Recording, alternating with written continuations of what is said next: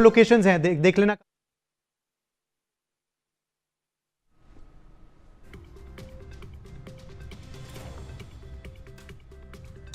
Welcome back. You're watching NewsX. I'm Uday Pratap Singh. Our big focus this hour with several high-profile candidates in the fray. The second phase of the Jammu and Kashmir Assembly polls is expected to be crucial for the Union Territory. Major political parties, of course, are in the fray. Amongst the 239 candidates contesting across 26 constituencies are former Chief Minister Omar Abdullah, Bharatiya Janata Party State President Ravinder Raina, Apni Party Chief Altaf Bukhari, Congress State President Tariq Hamid Kara, and Agha Syed Muntazir Mehdi of the PDP. As Jammu and Kashmir gears up for a high-stakes phase 2 of assembly polls, over 25.78 lakh voters will be deciding the fate of 239 candidates in the second phase tomorrow.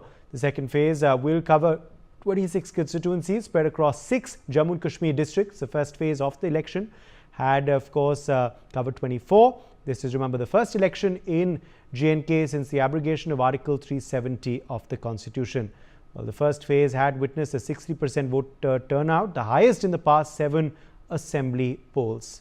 Let's go straight across to Mehndi Garg. She's joining us live from Srinagar. She's at Lal Chowk, if I'm not mistaken there. Mehndi, all eyes now on the second phase of the 3-phase Jammu and Kashmir election. Is the Union Territory geared up for tomorrow? And what are people on ground saying? Are they hopeful that tomorrow also will see a very high turnout as we saw in the first phase?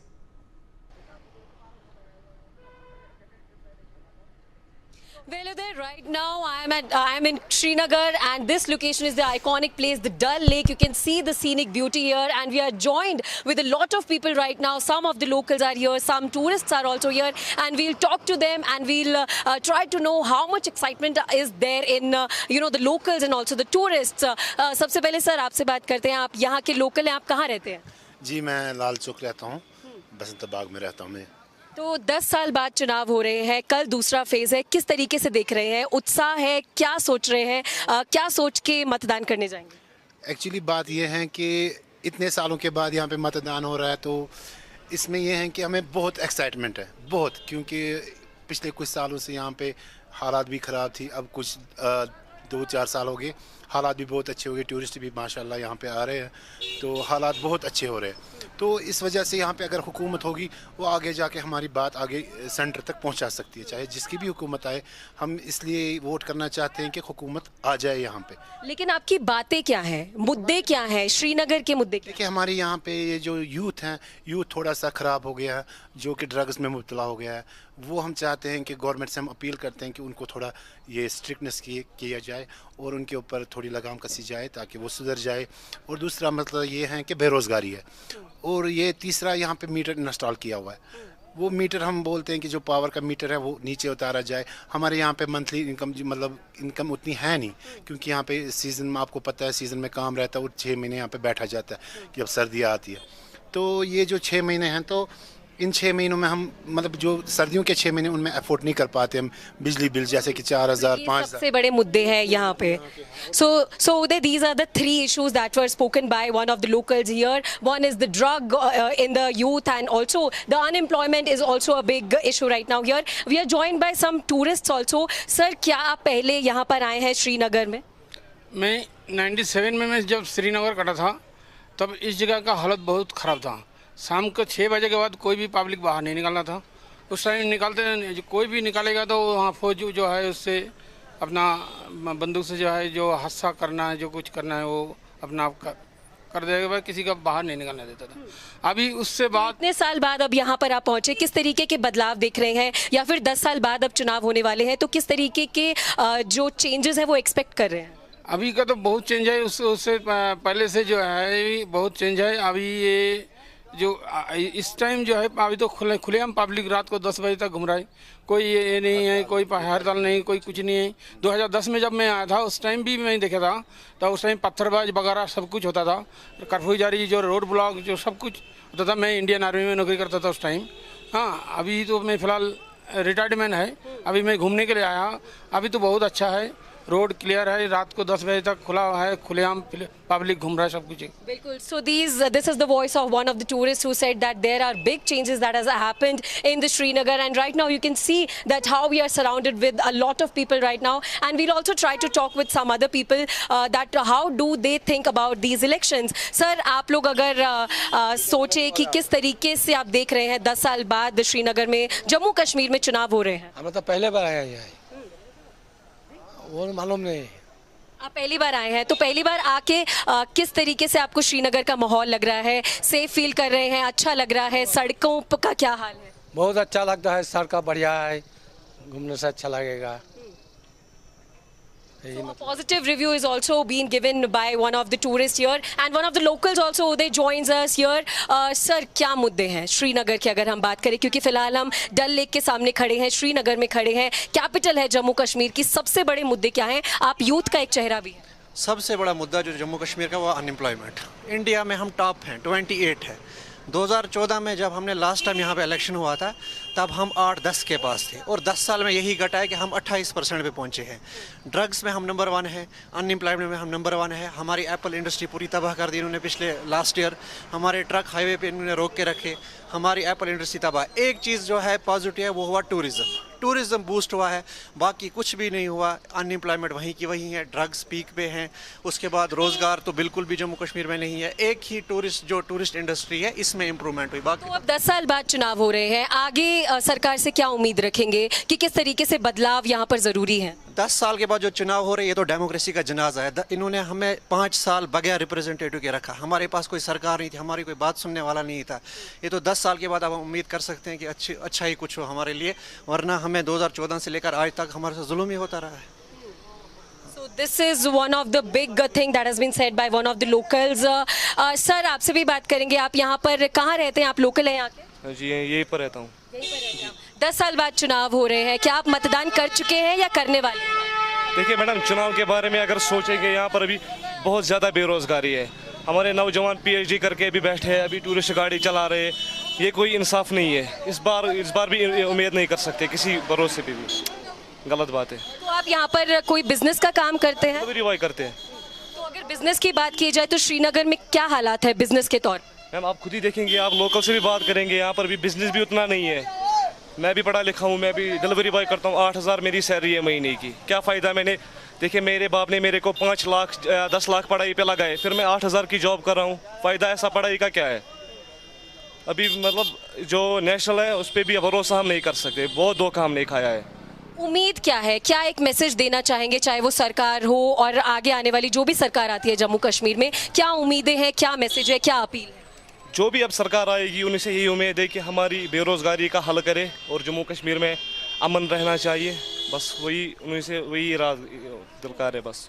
So one of the appeals and two of the appeals rather has been made by the youth of Jammu and Kashmir, rather Srinagar, that unemployment is a very big issue here, and also he has appealed that businesses should given a more chance here, because right now when we talk to other businessmen also they were saying that tourism is getting decreased right now in Srinagar, and we all know that how it is a very famous tourist place, but still people are saying, businessmen are saying here that there is no such business and no such tourism is being seen in this the capital of Jammu and Kashmir, Srinagar. So if we talk about what are the major highlights that we have concluded with all the voices that we have got, then one of the major issues is unemployment. That is the biggest issue when we talk to these peoples also, and we talk to other areas in which people were raising their voices. So unemployment within the youth is the biggest problem right now. And also a second big thing that came out from these voices was that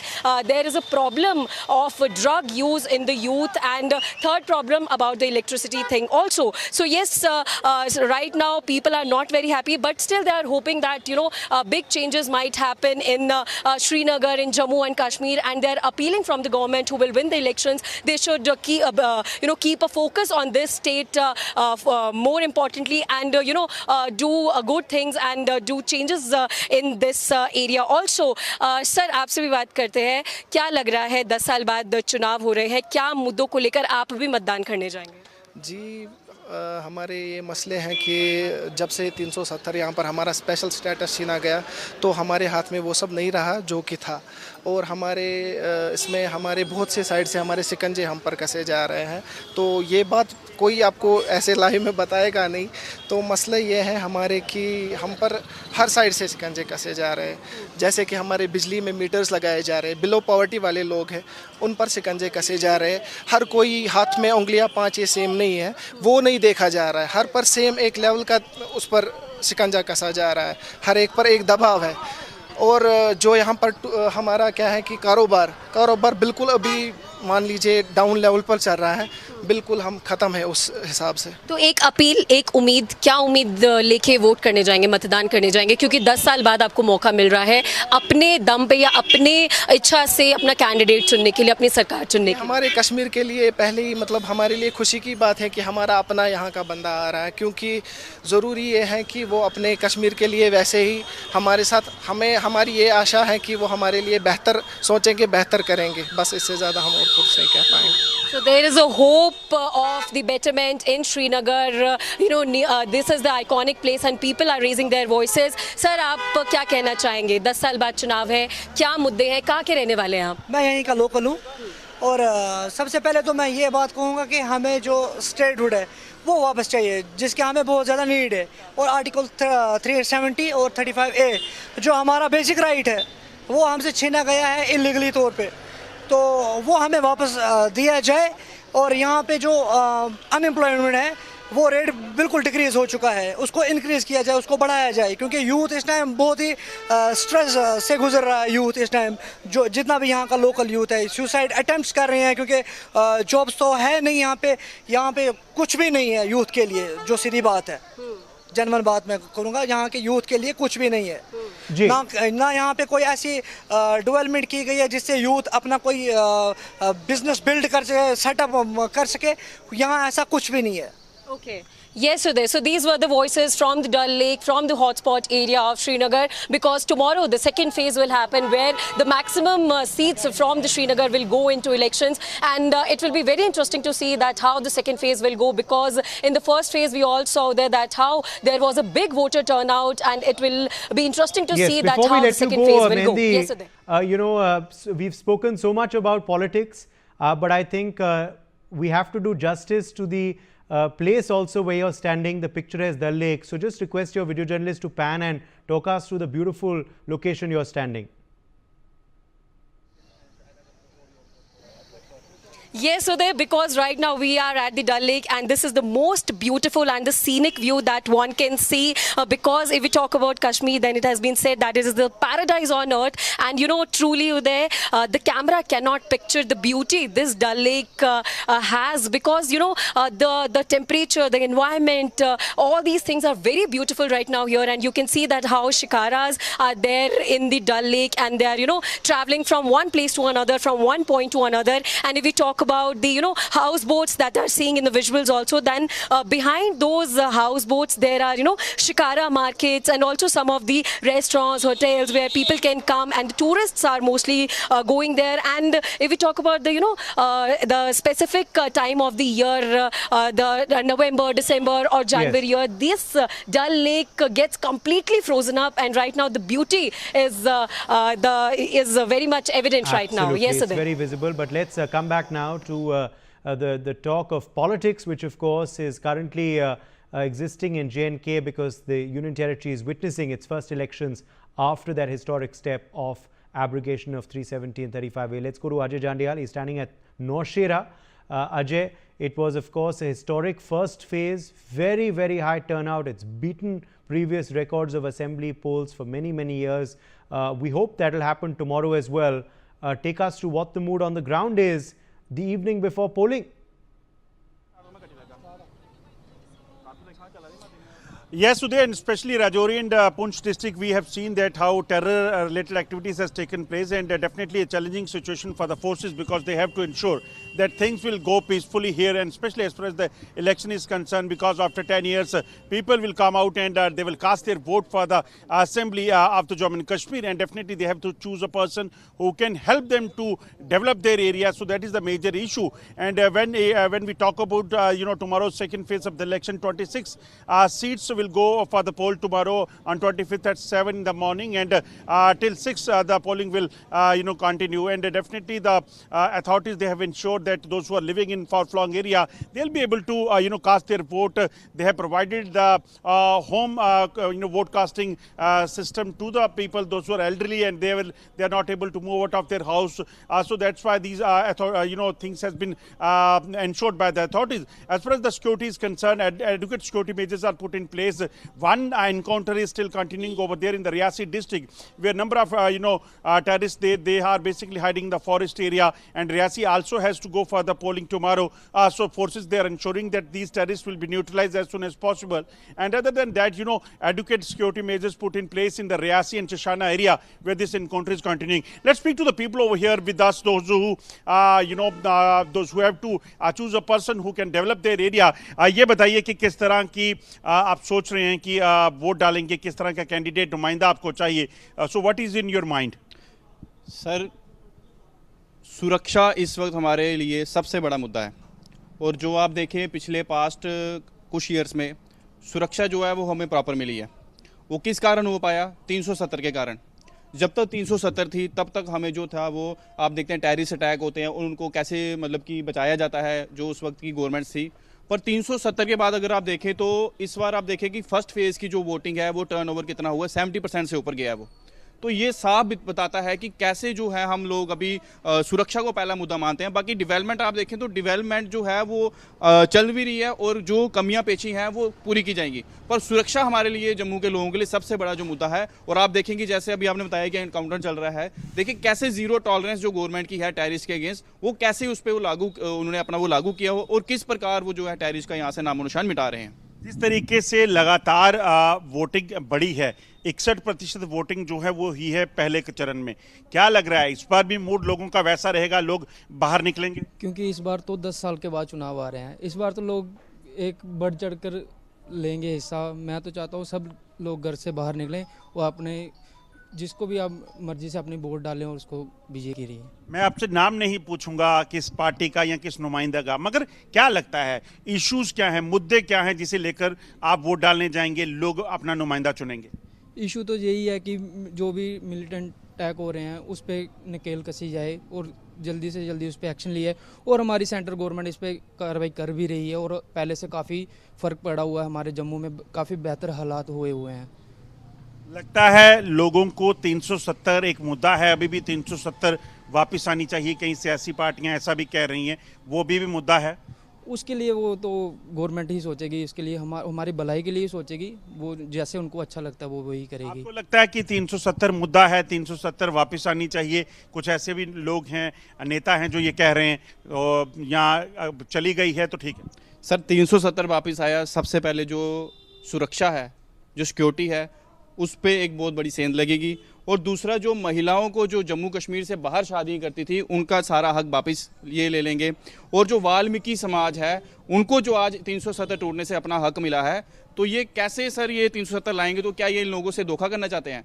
आप 370 की बात कर रहे हैं, मैं आपको ये आश्वासन देता हूँ 370 तो वापस नहीं आ पाएगा. और ये जो पार्टियां जो अपनी मैनिफेस्टो में डाल रही हैं, ये वापस आ पाएंगी या नहीं पाएंगी, ये देखने की बात है. क्योंकि लोगों ने मन बना के रखा हुआ है कि 370 के कारण, हटने के कारण जो आपको लग रहा है कि 370 कोई मुद्दा नहीं? सर मुझे क्या, पूरी हिंदुस्तान, पूरे जम्मू कश्मीर को लग रहा है कि 370 ना कोई वापस ला पाएगा ना कभी आ सकती है. 370 वापस आने से जो वाल्मीकि समाज है उनके साथ ये धोखा करेंगे, जो हमारे साथ ST लोग हैं उनके साथ धोखा करेंगे, गुज्जर बकरवाल जिनको आज हमने रिजर्वेशन दी है, सेंट्रल गवर्नमेंट ने जो रिजर्वेशन दी है उनके साथ ये धोखा होगा. और हमारी देश की, हमारे जम्मू कश्मीर की महिलाओं और बहनों के साथ जो है ये धोखा करेंगे अगर 370 वापस आएगा. और सबसे बड़ी बात सर, दोबारा जो आप देखेंगे कि मिलिटेंटों को जो मतलब शेल्टर दिया जाता है तो ये दोबारा बढ़ जाएगा. पहले कौन देता था शेल्टर? पहले अनदर पार्टी देती थी शेल्टर. और लगता है मिलिटेंसी भी पार्टियां चलाया करती थी? बिल्कुल सर, आप देखें कि कश्मीर में जो हालात थे 1990 में, कौन सी पार्टियां थी जो उनको मतलब कि शेल्टर देती थी? क्यों उनको मतलब कि इतने लोगों को मारने के बाद भी वो बाहर घूमते थे। आप देख लें उदाहरण के यासीन मलिक जो है वो देश के प्रधानमंत्री को मिलने जाता था, आज वो कहाँ है? आज वो कुत्ते की तरह एक तिहाड़ जेल में बंद है। वो कितने लोगों को उन्होंने मारा है, कितने लोगों को उन्होंने हत्या की है, पर उनको जो आप देखें कि कैसे प्रधानमंत्री के साथ बैठ के चाय पीते थे, आज आप उन लोगों को ढूंढे वो आपको ढूंढने से भी नहीं मिलेंगे। और जो लोग ऐसी विचारधारा को सपोर्ट करते हैं वो लोगों का भी नामो निशान मिट जाएगा, चाहे वो पॉलिटिकल पार्टी हो, चाहे वो लोग कोई पर्सन हो, कोई नेता हो, उसको भी अपनी जमानत जब्त कराने में जो है कि इस बार मुश्किल आ जाएगी। Uday, you can see that the views here Yes. in this constituency, that is very clear. People, they want a person, somebody who can develop their area. They are saying that security is the major issue for the people of the Jammu and Kashmir, and especially because they have seen enough blood spilling in the drains, and that's why they are saying that things which whosoever will come in power, we are going to choose a person who is going to ensure the security and the sanctity of the people of the Jammu and Kashmir. That is very important because more than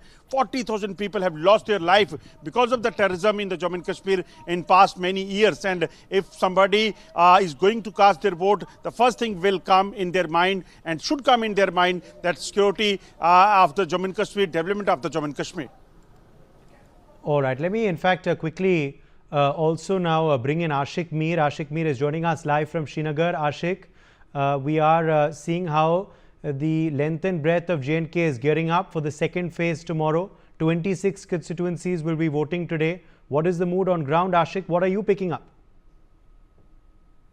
हाँ बिल्कुल उदय, अगर हम कल second phase की बात करें तो कल सेकंड फेज के लिए वोट डाले जाएंगे श्रीनगर, बडगाम और गांधरबल जो कि कश्मीर के रीजन्स है जहां पर कल वोटिंग होनी है सुबह 7 बजे से। तो इस हवाले से सिक्योरिटी के सख्त इंतजाम किए गए हैं। और कश्मीर की अगर हम बात करें तो यहाँ पर सबसे बड़ी हॉट सीट गांधरबल को माना जा रहा है, जहाँ पर जम्मू कश्मीर के former chief minister Omar Abdullah जो है कंटेस्ट कर रहे हैं।